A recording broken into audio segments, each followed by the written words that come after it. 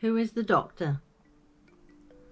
A meandering thought, this one, of a familiar and well-loved TV series that's had its ups and downs, but on the whole has spanned decades and is still relatively popular. The 23rd of November 1963 it began. Firstly, it was just saying a word we see a lot these days, of a certain organisation heading an international effort to vaccinate the world, the WHO, spearheading itself as a medical authority over countries and the world, they say. So, doctors of the WHO. You can see where I'm going now, yes? Doctor Who.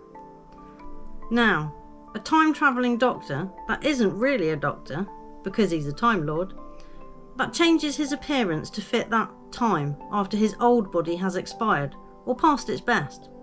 Interesting. UNIT, the intelligence force on Earth that would work with him. The UN formed in 1945. Perhaps? Davros. Just looking for similarities there. The TARDIS, stuck as a blue police box. Perhaps a representation of being protected by the boys in blue there.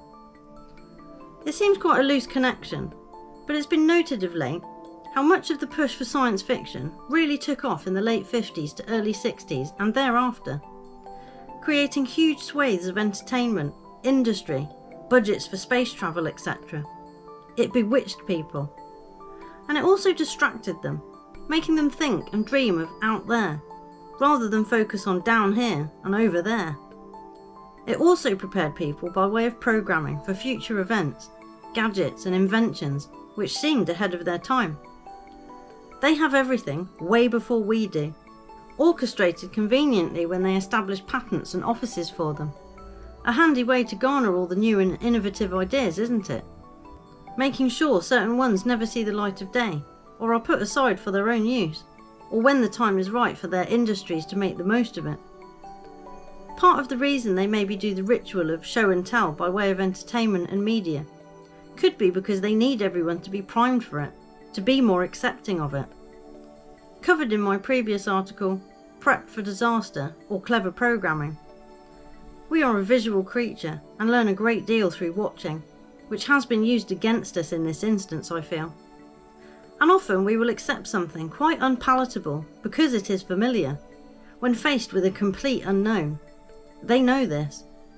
Everything is for a reason and purpose, whether noted or even noticeable. It's not by accident. So I'll keep looking for things that seem to be a piece of an ever-growing puzzle. And although sometimes it might seem like a piece doesn't fit now, I'll store it for later if it seems important, because you never know.